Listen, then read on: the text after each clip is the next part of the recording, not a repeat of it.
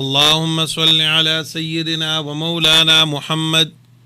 وعلى آل سيدنا ومولانا محمد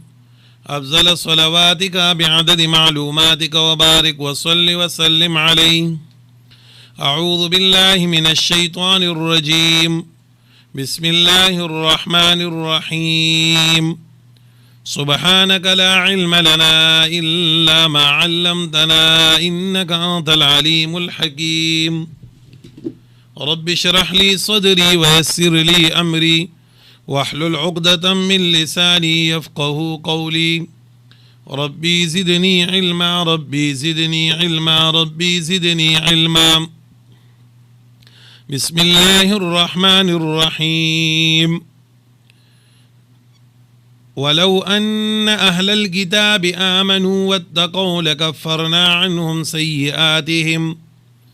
سيئاتهم ولأدخلناهم جنات النعيم. ولو أنهم أقاموا التوراة والإنجيل وما أنزل إليهم من ربهم لأكلوا من فوقهم ومن تحت أرجلهم منهم أمة مقتصدة وكثير منهم ساء ما يعملون. يا أيها الرسول بلغ ما أنزل إليك من ربك وإن لم تفعل فما بلغت رسالته والله يعصمك من الناس إن الله لا يهدي القوم الكافرين.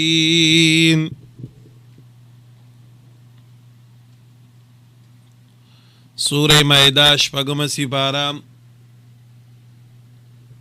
آیت نمبر 65. سورہ مائدہ شپگم سپارہ آیت نمبر 65 نمبر دے. د دې آیاتونو ربط او مناسبت د ما قبل سره دا دی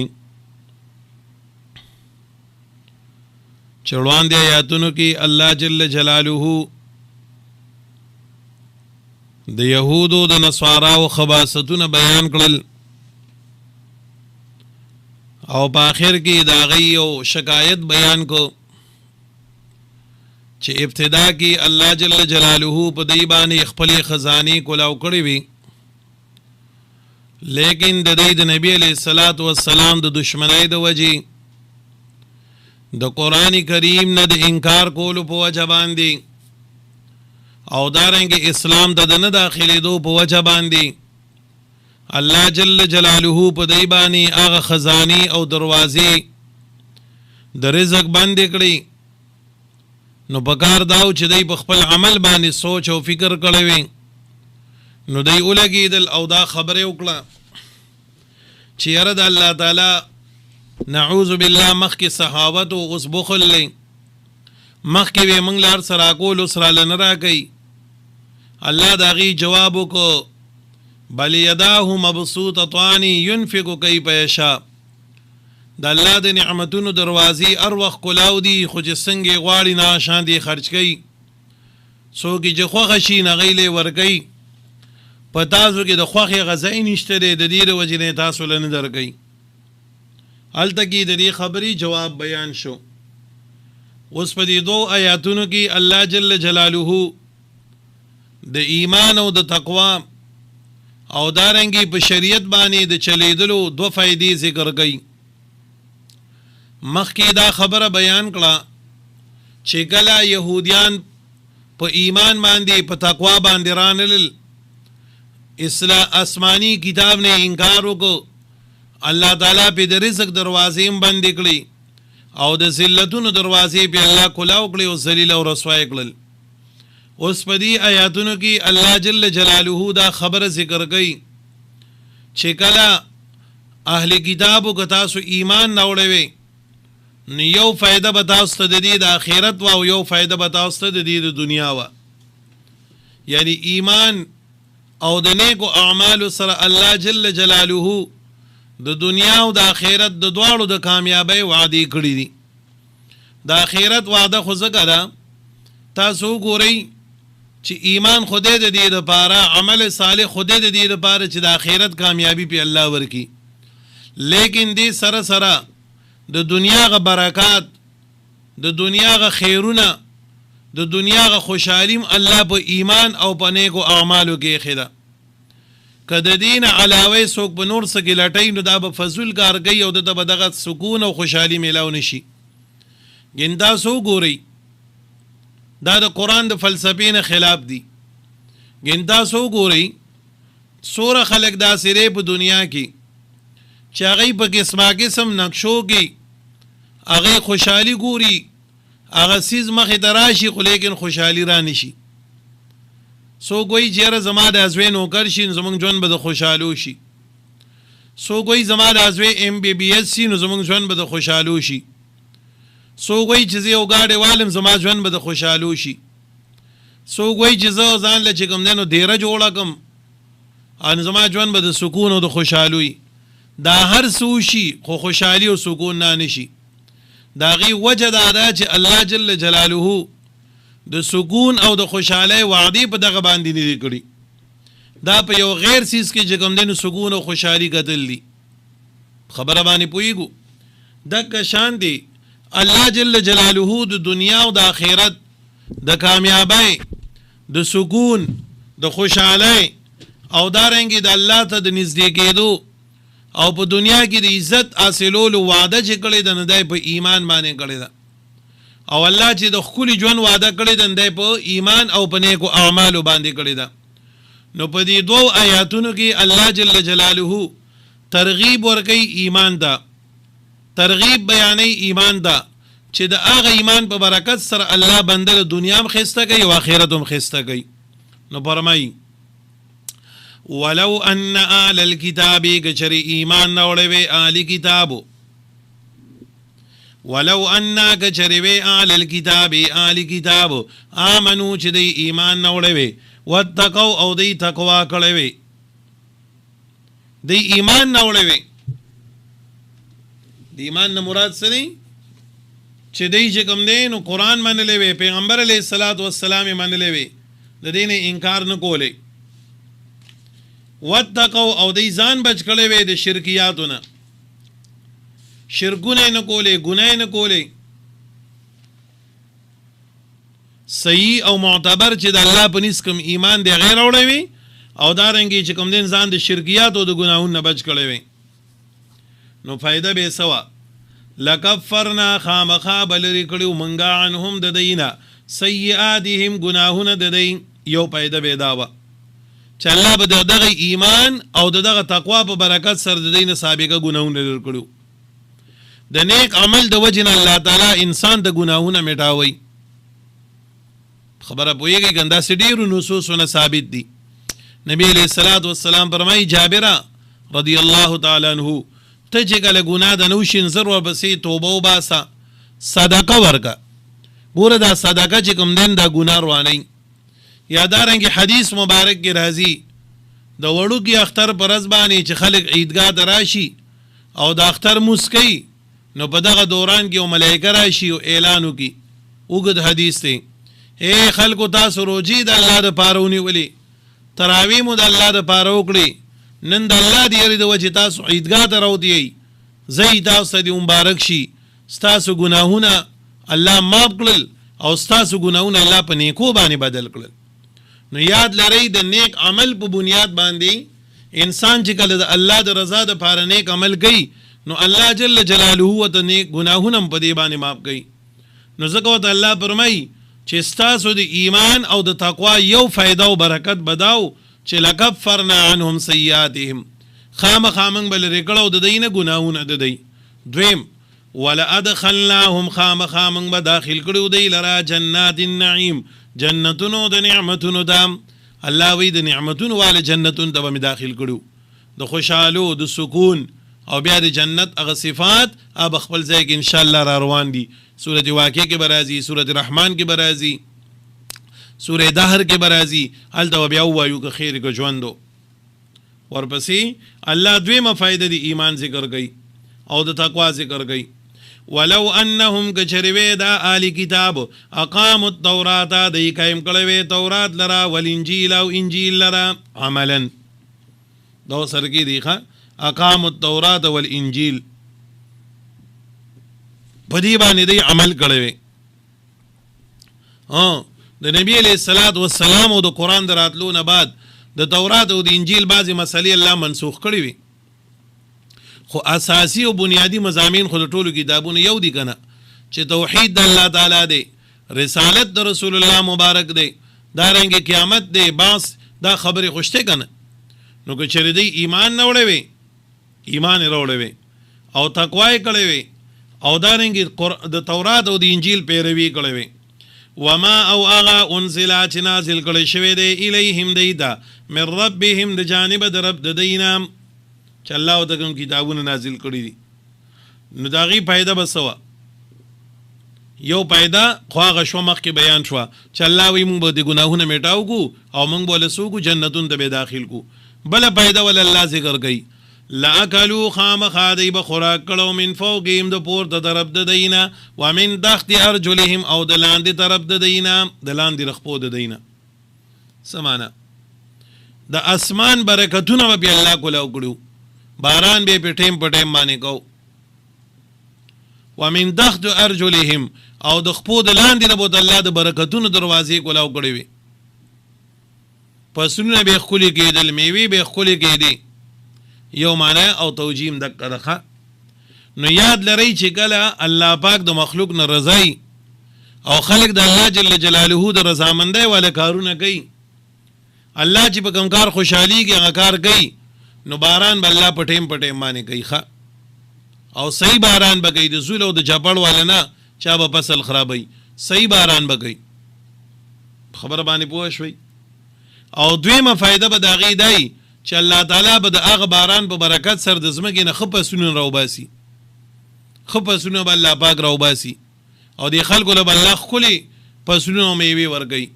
نو دا د ایمان او د تقوا برکت دی. هغه آخرت خو لا پرېږده، چې دنیوي فایده یې دا ده چې الله به بارانونه په ټیم باندې کوي، فصلونه به ښکلي دله کوي او زمیندار به خوشحاله وي، ملک به آبادي وي، څاروي به خوشحاله وي.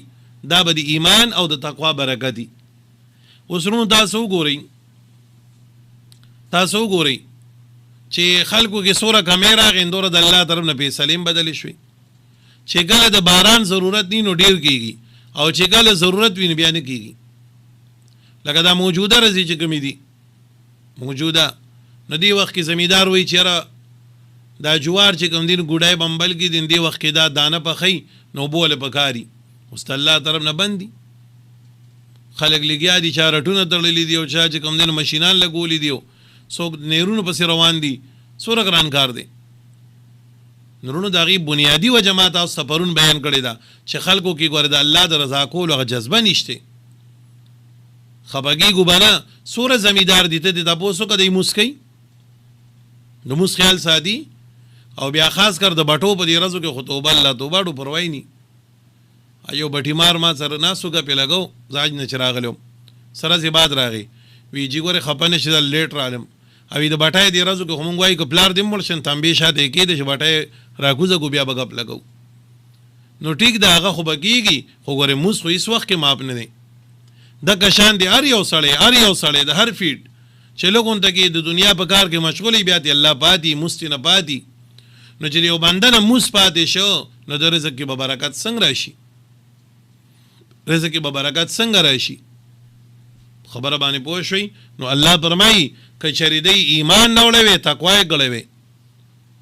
کړی وی، الله وی لومبی پیدا به دا وه چې دی د ما د ځمکې او د اسمان دروازې کولاو کړی وي،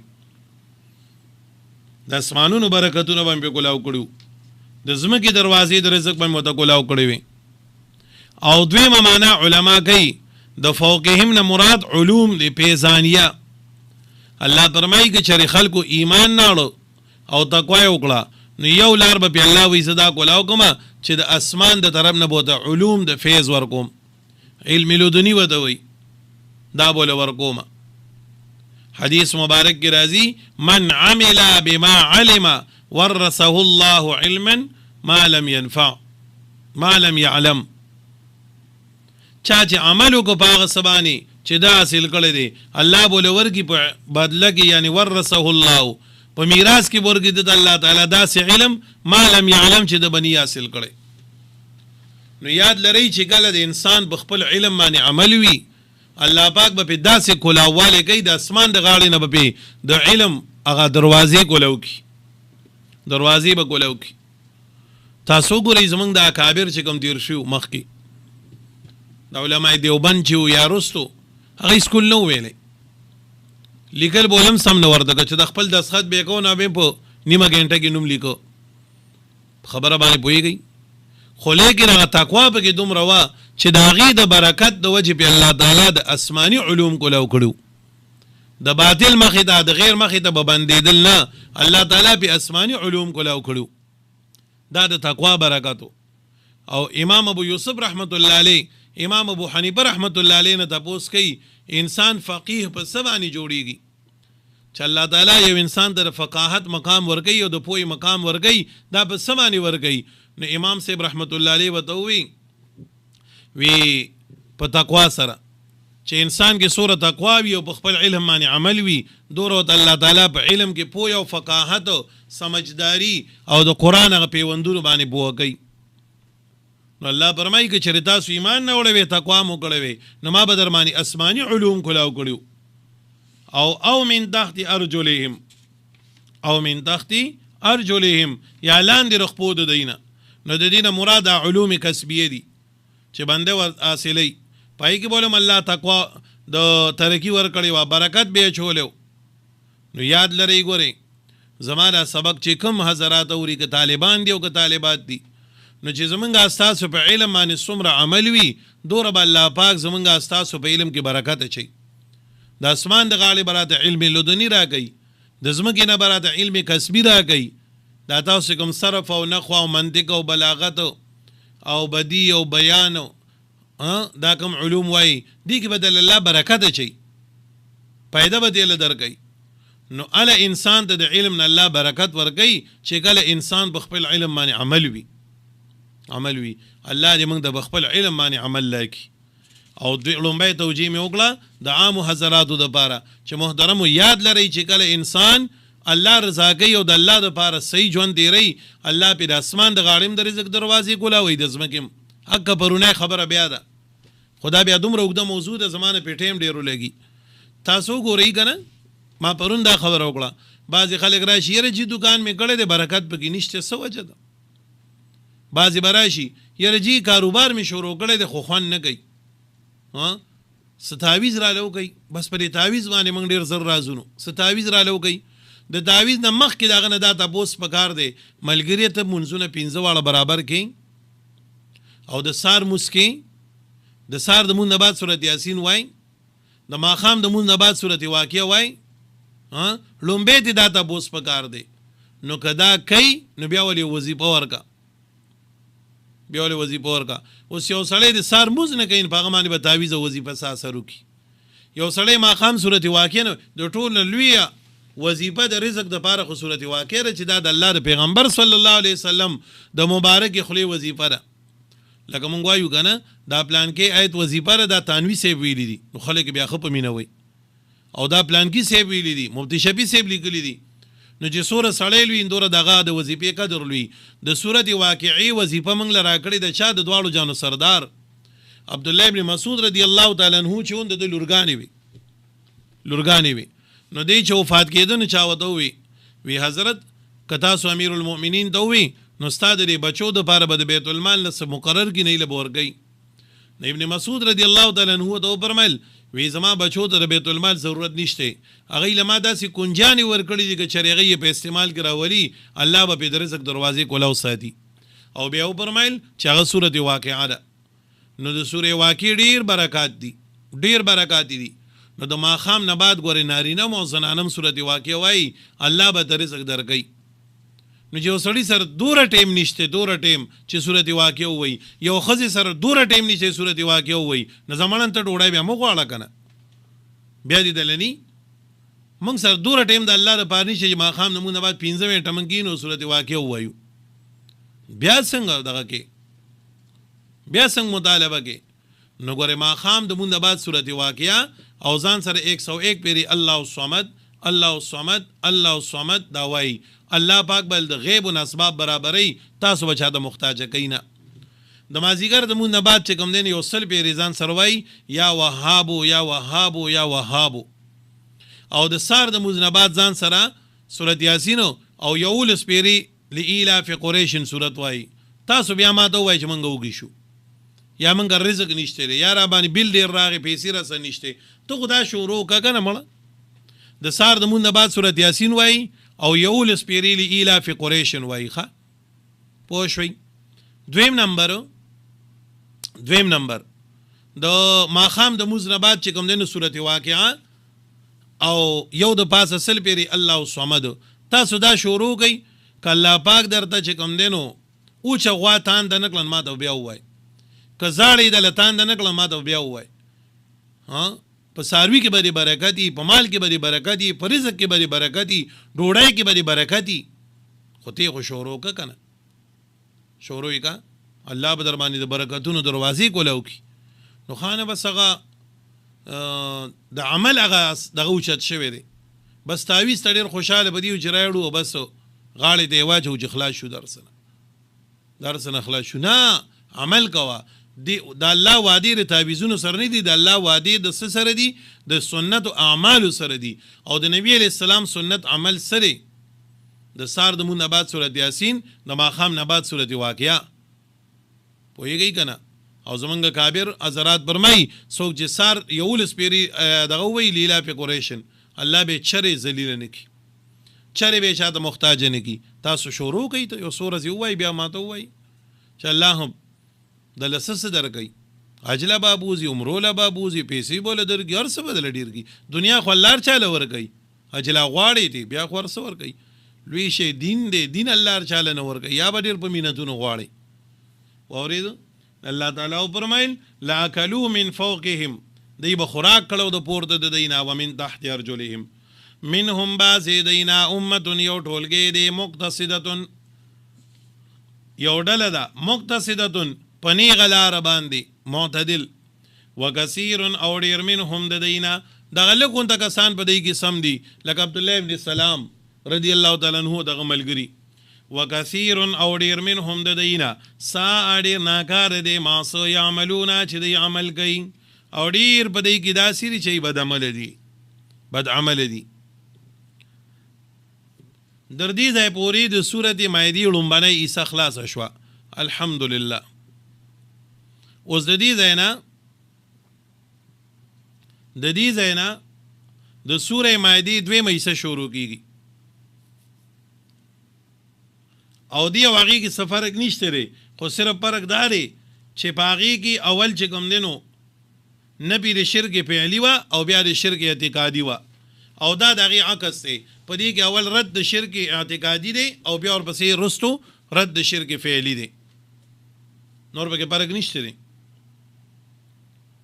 نو مخکې الله تعالی ترغیب الی الایمان بیان کو او د یهودیانو خباستونه بیان کړو. نو صلی الله پیغمبر علیه الصلاۃ والسلام د فرمایي حضور دا خبر خلکو ته ورسوه، د دې خبرې دعوت ورکا چې خزانه د رزق الله سره دي، د ایمان دروازې الله سره دي، ته به تینا طلب کې، ته به تینا غواړي په اعمالو سره.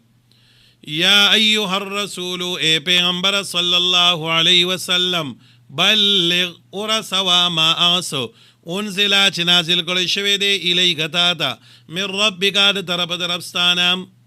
وښکلي پیغمبره صلی الله علیه وسلم ورسوه هغه چې تا ته الله نازل کړی دی. او د نزول نه مراد وحی جلی او خفي دواړه ده، که هغه قرآن دی او که هغه حدیث دی، دواړه خلکو ته ورسوه. پوهېږئ که نه؟ او ته بیان کوه، بلغ ما، بیان که ما د هغه څه ته بیان کا چې تا ته الله نازل کړي دي، که د چا د مزاج موافق دی او که مخالف دی. دا نه چې خوږې مسلې خلکو ته کوه او چې کومه خبره د خلکو د مزاج خلاف د نامه کوه، نه، بلغ ما انزله، تبلیغ وکړه، بیان وکړه د تمامو هغه چې الله ته نازل کړي دي، وعده او وعید ټول بیانوه، د جنت بیانوم کې، د دوزخ بیانوم کوه، د حلالو بیان چې کې، د حرامو بیانوم کوه، فضائلم بیانوه، وعیدم بیانوه، تمام سیزونه بیان کخه. ذهن تراله دا د ما فایده ده. بلغ ما دا ما چې کوم دین عموم په پیدا کوي نو دې کې د اشاره ده وَإِن لَمْ تَفْعَلْ كَتَاؤُنَ كَدَاسِ فَمَا بَلَّغْتَ نُنَ دِ رسول تا رسالته پیغام د الله تعالی او کداسې دی ونکړو داسې دی ونکړو چې ټول خبرې دی بیان نکړي نو تا د الله دین او پیغام بیان نکړو د الله دین دی بیان نکړو د الله پیغام دی بیان نکړو نه ته د الله پیغامات دنیا ګډ ګډ تور سوا نو لازمه خبره ده لازمه خبره ده چې ګل یو سړی حق بیانې نو دشمنان به پیدا کیږي لازمه خبره ده چې یو سړی د الله دین بیانې انو لازمه خبره ده چې دې کې با د قاتل مسله راځي د شرابي مسله به پکې راځي د زنایي مسله به پکې راځي د سودخور مسله به پکې راځي نو تا ته خامخا دشمنان پیدا کیږي نو الله وی ته په دشمنانو باندې سګي والله یعصمک من الناس زبر ساتم کنه حفاظت بری زکوم کنه او الله چې چا حفاظت کوي نو څوک بوله څوکي الله وی حق بیانوا دین بیانوا زبر حفاظت کومخه زبر حفاظت کوم زبر دغه کومه نبی علیہ الصلوۃ والسلام د دې آیت د نزول نړوان دي حضرت عائشہ رضی الله تعالی عنها فرمای یو ورځ نبی علیہ الصلوۃ والسلام فرمایل چې یره کو څوک دا سی ویو زما لګو دغه کولن خبر بخاری شریف کی روایت دی ها لیت رجلا صالحا يحرسني کاش یو سړی دا سی وی چې نیک ویو زما سوګیداری کولن ما بل ګرام کو نو یو ظالم ملاسو دی کې دو توري د وسلی یا د ډال اواز کلنګار شلنګار راتو نبی علیہ السلام سوق دی نو د بهر نه आवाज راغی انا سعد ابن ابي وقاص ز سعد بن ابي وقاص ما الله پیغمبر اساسو سوګیدارای لراغلی ما ودشي ما نبی علیہ السلام پارام ودش او چې کله او هغه براتو د نبی علیہ السلام چوکیداری به کوله چې کله پیغمبر علیہ الصلوۃ والسلام د دایت راغی والله یعصمک من الناس نبی علیہ السلام راغی سعد ابن ابي وقاص سوی او زبس الله زما ذمہ داری واغسته نو معنا دا او دا وی دی چې زګه چې غلطه دین بیانې حق بیانې نو د حق اوریدل خوګران کار دی نو ستا دشمنان به پیدا کیږي تهمتونه به در باندې لګي خبرې به در پسې گئی بکواسات به در پسې جوړي مخالفت به دی گئی نو الله وی زبر حفاظت کوم کنه زبر حفاظت کوم دا کا کرای بوله زروانو ستا خلاف به مشن جوړي زبې ختموم منصوبه جوړي زبې ختموم الله دې زمونږ اساس ټول حفاظت وکړي ان الله لا يهدي القوم الكافرين اوس دام دغه مخ کې سر متعلق دی پیغمبر تبلیغ کوا ته دعوت ور کوا ها اوس تا په دعوت کې ګوره هدایت نه دا خبره یاد لره هدایت چا سره دی الله سره اسنه چې د دې وجه ته بیا تبلیغ نه کې چر ما خو بالله بیانو کړو چاونه منو ما خو بالله خبرو کړو سو کړو سی روزي ته تیار نشو ما خو بالله بیانو کو اړو سو مزدران نه هدایت ورکول او نه ورکول دا بیا د الله کار دی سورہ جی آیات دی ورا مونږه تاسو ته تبلیغیان له زین جوړ کو چې او مولا سیبو تبلیغی سیبو او دیندار قرآن خلکو تاسو د الله د دین خدمت کوئ د الله د دین خدمت کوئ خدا نه چې کوم ستاره خواهش مطابق دیغه کوا او چې کوم د خواهش نه خلاف دی نامه کوا نه بلغ ما انزل تمام هغه بیانو چې الله وی بس چې الله وی رد منکرات هم کوا امر د معروف هم کوا نو چې دا کارونه ته وګوره کدی کې پوښیم کمې کو دا یو کو بیا به ګوره د الله د دین فرض نه ادا کړی د الله د دین فرض منصبي و دیني ادا کړی اوس ته چې کله خلکو ته رد منکر کې یو سړی دوای دا ته ګناه کیندا باخلګي یا یو سړی دته چې کوم نه نو دو صحیح مسله بیانې چې بای دا ته سکین ګوردا د شریعت نه خلاف دي دا پلار یواز استانو استاد لري خورمو تا چې بدیار څخه خېټای واچو لو دی خور لنه ورګي کنه نو دا ګور د قران نه خلاف دي نو خامخا دغه به بدی شي نو چې دی بدی شي نستا خلاف به سوچ کوي فکر کوي منصوبه به کوي الله وی کوي دي کنه والله یعصمک من الناس زبری حفاظت کوم او چې الله دې چا حفاظت کوي سو ګل سکول شي او بیا ور بسې دا وی مولا سیبو تبلیغی سیبو ته چې کله بیان کې نو دا موای چې زما دا بیان خلق دی ټول من یو ټول په عمل لاشي نه عمل ورکول او نه ورکول هدایت ورکول او نه ورکول دا د الله کار دی والله ان الله لا يهدي القوم الكافرين الله کافر له هدایت نه ورګي بس ته بیان کوا دا ډیر قیمتي آیات دی، موږ له تسلیم راکړه او خپل فرض منصبي راته مخول او ډاډ رالم راکو چې کلک د الله د دین بیان کوا، خدمت کوا، الله به حفاظت کوي. قل یا اهل الكتاب، مخکې زوخنا وخت دی. قل یا اهل الكتاب دا د بلغ ما انزل لاندې راغی، تبلیغ کوا. نو چې تبلیغ کې نو کافر ته مخامخ وای ته کافری. وګوره علی کتابو د دین پولی روانې کړي، یهودو نصاراو دین ته نقصان ورسو، نو دوی ته وای تاسو کافران یې. قل اوائے پیغمبر علیہ الصلوۃ والسلام یا اہل الکتاب، اے اہل کتابو، لستم نے تاسو علی شیء په دین باندې حتی در دې پوری تقیم التورات چې تاسو قائم کړئ تورات عملا والانجیل او انجیل لرا وما او هغه انزل چې نازل کړی شوی دی الیکم تاسو ته من ربکم د جانب د رب تاسو نه ولیزیدن خامخازیاتی کثیرا ډیر را منهم د دینا ما هغه انزل چې نازل کړی دی الیک دا من ربک د جانب د رب ستانه طغیانا سرکشی و کفر او کفر. الله پیغمبر علیہ الصلوۃ والسلام ته فرمای او حضور ته بیان کوه، صفا صفا بیان کوه، او د علی کتابو ته خو وایا چې علی کتابو ځان تاسو نسبتونه مګوي، تاسو در هغه وخت پورې په هیڅ یو دین باندې نه یی چې درسو پورې تاسو تورات او انجیل باندې عمل نه کړی، په قران باندې عمل نه کړی. الله وی پیغمبره ته چې دا قران خلکو ته بیانې نو ډیرو خلکو ته به الله هدایت هم کوي، یضل به کثیرا ويهدي به کثیرا، ډیرو ته به الله هدایت هم کوي، خو د ډیرو خلکو پړونو کې سرکشي او بغاوت او ګناه او داسې زونه نور سیوا کوي. ولا یزیدن کثیرا خامخاسیاتی ډیرو لر منهم د دینا ما اغ کتاب انزل الیک چې نازل کړي شوی د دادا طغیانا و کفر، سرکشي او کفر. نو سوال داري چې قرآن خو الله د دې لپاره نازل کړی دی چې دی به خلکو ته هدایت ورکوي، رڼا به ورکوي. دلته راغی چې قرآن تی چې بیانې نو خلکو له سرکشي او طغیان سیوا کوي. نو د هغې جواب داري چې ګوره قرآن الله په حقیقت کې د هدایت دپاره را لیږلی دی، خو د هغه سینې دپاره چې هغه سینه کې رڼا د ایمان پرته وي، او کومه سینه کې چې رڼا د ایمان نی نو هغه کې نور ګندګي سیوا کوي. او د هغې مثال سعدي بابا رحمه الله په یو شعر کې پیش کړی دی. سعدي بابا وایي د دې مثال داسې دی، وی باران خو د اسمان نه وریږي که نه، وی د قرآن شریف د نازلېدو مثال هم د باران دی. نو چې باران وریږي نو یو زمیندار پټې جوړ کړی دی، اړولی دی او سم کړی دی، صرف په تمه دی چې باران وشي نو زه به پکې فصل اچومه، یا پکې تخم هم اچولی دی. نو چې باران وشي نو په هغه پټي کې فصل زرغون کړي. او بل زمیندار دی پټي له په کال کې خواله نه دی تلی، سخا درنګه پروت دی، ګنده بوټی پکې ډېر دی، مرکونډی پکې ډېره ده، کپرکنډه پکې ډېره ده، کاریزه پکې ډېره ده. نو چې باران وشي نو په هغه پټي کې کپرکنډي او کاریزې او مرکونډی او نور ګندونه دا پکې سیوا کړي. دغه مثال د قرآن دی چې په کوم ړه باندې محنت د ایمان شوی دی، نو چې قرآن پې نازلیږي نو په هغه زړه کې به ایمان سیوا کېږي. وإذا تلیت علیهم آیاته زادتهم ایمانا.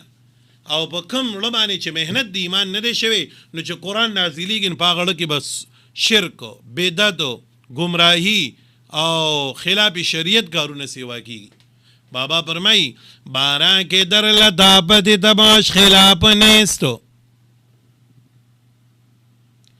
باران کې در لطافت تباش خلاف نیستو، د باران په طبیعت کې خو هیڅ خلاف نشته دی، باران یو شانتي راوریږي. او باران کې خو دومره سخاوت دی چې په ځمکه نه په کوی او په نیر باندې او په دریاب باندې هم د پاسه وریږي. باران خو یو شان وریږي. خو در باغ لال رویت، په باغ کې ښکلي ګلونه زرغون کی، در باغ لال رویت، در بام خاص خشتو، او دارنګي په ځنګلونو کې او په ډیرانونو کې ګندګۍ زرغون کی.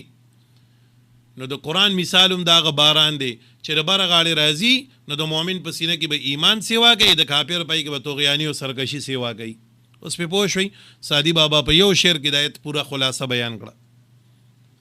نو الله فرمایي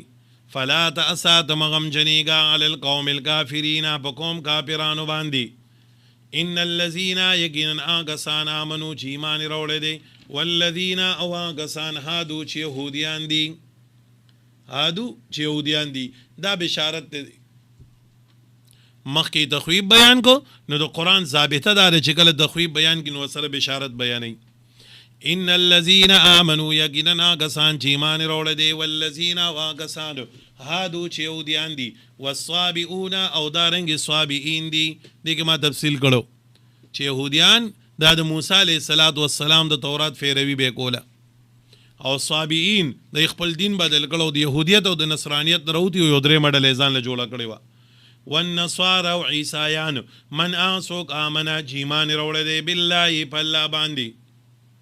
واليوم الاخر یو پرز اخیرنه باندې وعمل عمل کړه دی صالحا نیکو فلا خوف نبیر علیهم بدیبانی ولا هم يحزنون د بدی غم جن کیږي نو بدی غم جن کیږي ورپسې الله تعالی زجر او تخویب اخروی بیانوي دا راتلون کې ته زجر دی او تخویب اخروی دی الله وی دی بنی اسرائیل نو موږ وادي غستې وي خدای هغه وادي ماته کړی دا غوادو لحاظ او نساتو لقد اخذنا بداګیک سره منګه غستې وا میثاق بنی اسرائیل په خواده د بنی اسرائیلنا وارسلنا منګولېګل الیهم دیدا رسولن پیغمبران بنی اسرائیل ته الله ډیر پیغمبران لیږلو نو چې ګوره پیغمبر به د دې د هدایت د پار راتو او دې ته به حق د بیانولو د پار راتو خو چې کله به دې د پیغمبر راغی نو دې بسوي کلما هر کلا جاءهم چراغ دیدا رسول یو پیغمبر بما پا حکمون سرا لا تهوا چې نه بخوا خول انفسهم نفسونه دی فریقن دیو ډلې د پیغمبرانو کذبو دی تکذیب کو و فریقن او د بل ډلې د پیغمبرانو یقتلون دی قتل کو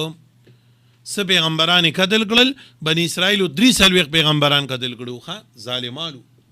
3 پیغمبران قتل کړو او چې د چا کم به خوښ نو داغه خبرې تردید او تکذیب به وکړو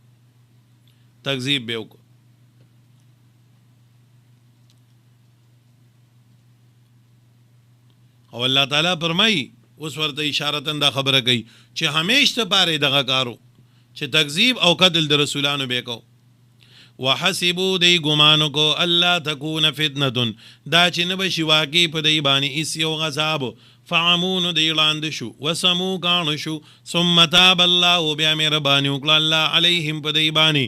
ثم عمو بیا لاند شو وسمو کان شو کثیر ډیر منهم د دینا والله بصیر بما يعملون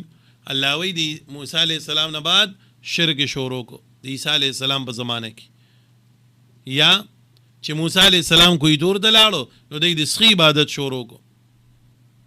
عبادت شروع کو بیا په الله مهرباني وکړه توبه ول قبول کړه بیا د عیسی علیہ السلام دراتلو نه بعد د کو پر شروع کو او د نبی علیہ السلام زمانه کې نورم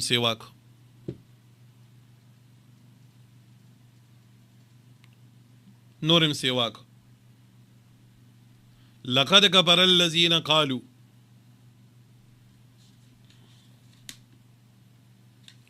دام د بلغ لاندې راځي پیغمبر تبلیغ کوا او دا حکم او خبره خلکو ته ورسوه چې څوک عیسی علیه السلام د خدای توب درجه ورکوي دغه مور ته د خدای توب درجه ورکوي ګوره دا سړی کافر دی د ایت په مقصد او خلاصه باندې پوه شوي پیغمبر علیه السلام تبلیغ کوا او بالخصوص د دې خبرې تبلیغ ډیر وکا دا خبره خلکو ته ورسوه چې څوک عیسی علیه السلام او دغه مور ته د خدای توب نسبت کوي د خدای توب درجه ول ورګي نو دا سړی ګوره کافر دی لقد كفر الذين بتاکیک سرکو پر غړوا کسانو قالو چې دی وای ان الله بیشک الله تعالی والمسيح ابن مریم اغه عیسی زوی د مریم دی دا تاسو سماویلو مې په عیسایانو کې درې ډلې وي نو د یوې ډلې نوم دی یعقوبیا نو دی آیت کې الله تعالی رد کوي په یعقوبیو باندې پاکیدی د یعقوبیو باندې او یعقوبیو عقیده داوا چې الله را کوشش دی او په عیسی علیه السلام کې حلول کړی دی الله جل جلاله را کوز شوی دی او په عیسی علیه السلام کې حلول کړی دی. خبره باندې پوهیږئ؟ دا خبره به کوله د الله تعالی په غي باندې رد کړي چې کافر دي هغه خلک چې څوک دا وایي چې عیسی علیه السلام الله دی. لقد كفر الذين بداګي سرګو پر غړوا کسانو قالو چې دی وای ان الله بیشک الله تعالی هو المسيح هغه مسیح ابن مریم ازوی د مریم دی. وقال المسيح او حال دا دی چې وای عیسی علیه السلام یا بنی اسرائیل ای بنی اسرائیل اعبدوا الله بندگیو کوي د الله ربي رب زما دی وربکم او رب تاسو دی. انه شان دا دی من یشرک بالله اسو چې شرک کوي په الله باندې فقد حرم الله بداګي سره حرام کړی دی الله علیه په دبانی الجنت جنت ومأواه النار او ټکانه د اور دی. وما للظالمین نشتره د پاره د ظالمانو من انصار سوګ مددگار د ظالمانو د پاره سوګ مددگار نشته. وما للظالمین نشتره د پاره د ظالمانو من انصار سوګ مددگاران. دا لوی ظالم دی چې دی لګي او د غلط نسبت چې کوم دینو چا ته کوي الله ته کوي. نو دا د عیسایانو کې د لومبۍ ډلې عقیده وه یعقوبیو چې دی به وي عیسی علیه السلام بعینه الله دی. الله را کوز شوی د عیسی علیه السلام کې حلول کړی دی بس د عیسی علیه السلام ته چې ګورین دا الله دی. الله په هغې باندې رد وکړو او نه صرف دا چې رد یې وکړو بلکې د کفر فتوا یې پرې ولګوله چې دی کافران دي. دا ډله څه دي؟ کافران دي. ورپسې اوس الله تعالی په بله ډله باندې رد کوي چې هغه ملکانیه ده. خو وخت لږ دی نو بس دی ښه بس بیا زه سبق له نه رسم دا ډېر دی. ترجمې ته بیا وګورئ چې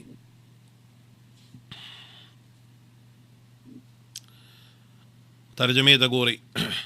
ولو ان آل الكتاب کچرې وې آل کتابو آمنو چې ایمان یې راوړی وې واتقوا دی تقوا کړی وې لکفرنا خامخا موږ به لرې کړو عنهم د دینا سیئاتهم گناهونه د دی ولدخلناهم خامخا موږ به داخل کړو دی لره جنات النعیم جنتونو د نعمتونو ده. ولو انهم کچرې وې د اهل کتابو اقاموا التورات چې دی قایم کړی وې تورات لره عملا والانجیل او انجیل لره وما واسو انزل چې نازل کړی شوی دی الیهم دی ده من ربهم د جانب د رب د دینا قرآن و زبور وغیره لاکلو خامخا دی به خوراک کړو من فوقهم د پورته طرف د دینا بنزول المطر په نازلېدلو د باران ومن تحت ارجلهم او لاندې د خپو د دینا بالانبات منهم باسی د دینا امتون یو ډله ده مقتصدتون میانه روي کوونکي وکثیر او ډیر منهم د دینا ساء ناکاره دی ما څه یعملون چې دی عمل کوي. یا ایها الرسول ای پیغمبر علیه السلام بلغ تو رسوا ما اغه شریعت انزل چې نازل کړی شوی دی الیک تا ده من ربک د جانب درفستانه و ان لم تفعل کچریتاون کو فما بلغت بستانه دی رسول رسالته پیغام د الله تعالی والله یعصمک الله تعالی حفاظت کوي ستا من الناس د خلقنا ان یقتلوک چې وجنی تعالی را ان الله لا يهدي القوم الكافرين بیشک الله تعالی توفیق د هدایت نور کوي قوم کافرانو ته. یا قل وای پیغمبر علیہ السلام یا اهل الكتاب ای اهل کتاب لستم نه تاسو علی شیء پیودین مانی حتی در دې پوری تقیم التورات چې تاسو قائم کوي تورات لرا والانجیل او انجیل لرا وما انزل چې نازل کړی شوی دی الیکم تاسو ته من ربکم د جانب د رب تاسو نه ولا یزیدن خامخا زیاتی کثیرا ډیر منهم د دینا ما هغه قرآن انزل چې نازل کړی شوی دی الیک تا ده من ربک د جانب درفستانا طغیانا سرکشی و کفر او کفر فلا تاسات مخبکی علی القوم الکافرین بقوم کافرانو باندې ان الذین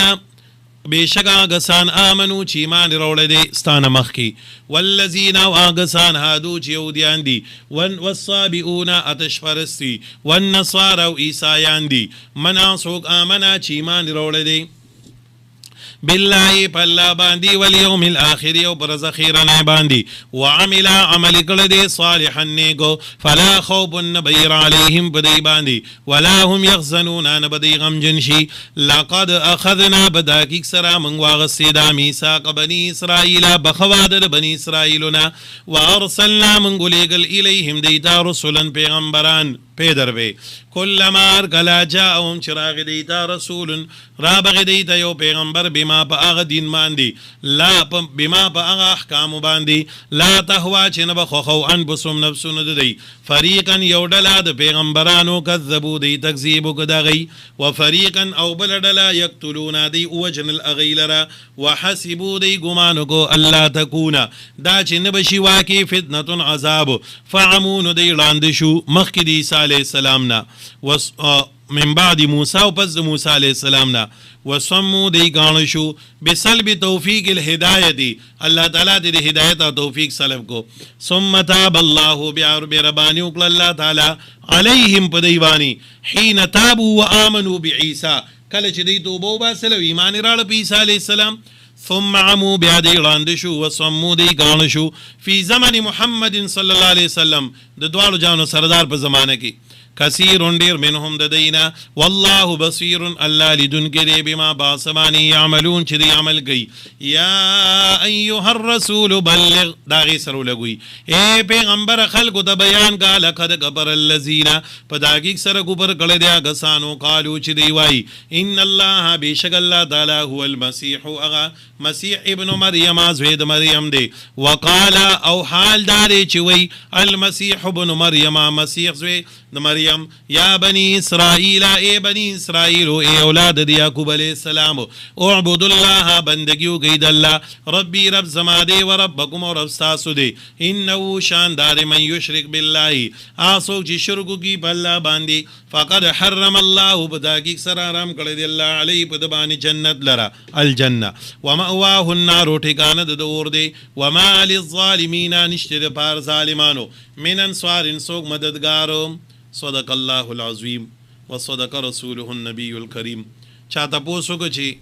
مڑے سٹیم لامبولی شی او پا تختہ باندی پروتی او بے حجابی نو دعاو دا کولی شی او کنا بالکل و دا کولی شی ستا دا غی سرسوی مرا یو مڑے پستانہ کی لامبولی شی بلکور کی لامبولی شی ناری نا دا او کا زنانہ دا او کا حجاب کی دا او کا بے حجابا تقوال دا اللہ دا مغفرت سوال کی نو دی کی سوی مرا چی تو بوائی چی مڑے پا تختہ باندی پروتی دعا بوتنے کی دا فضل سوال لکھا دا سموائی بس دعا و تکوئی مڑے چی سنگ مڑشن دا دعا گان نبی علیہ السلام وی استغفروا لی تاسو دی خپل روڑ دا پارا دیر بخنو واری دی وقت دی اس دعاگانو دا مختاج دی دعاگانو دا مختاج دی آبازی فقہاو لکلی دی چی یرا کالا مڑے دا چاوشین دا جنازے پوری تا تعزیت لمزا خداغی علت و حکمت دا لکلی دی چی دا وقت کئی پا منڈا تر لدی سوک د خبر کنه ستو په دغه دی سوک چې کوم دین تبای راړي سوک کپن راړي سوک لامبول کوي د دې وجه ته تعزیت لمزه زکه به تعزیت بچاته کی خو زمونږ په زمانہ کې خو الحمدلله زمونږ د محلو خلک یو بل خلکو له قبرونه کني منډه تړلې ولوي مالکان پوجره کې یا په کور کې ناسي نو د دغه نه جنازې نه مخیم تعزیت کول شي دغه علت فقها او دغه ذکر کړی دی او دا خړو خبره نه چې مړ په تختین دعا بوته کې او کنه بګي بالکل دعا د پاره دی ار وخت محتاج دی د الله نه ول سوال او دعا کوي چې الله ته بخنو کی